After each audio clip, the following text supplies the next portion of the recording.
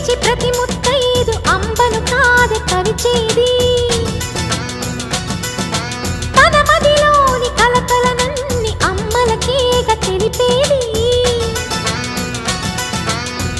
నెలతలే లేకుంటే దేవుడికి నెలవేది, భక్తులే రాకుంటే గుడికి ఇక వెలుగేది.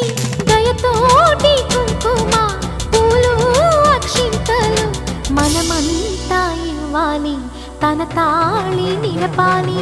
తాళి కాచే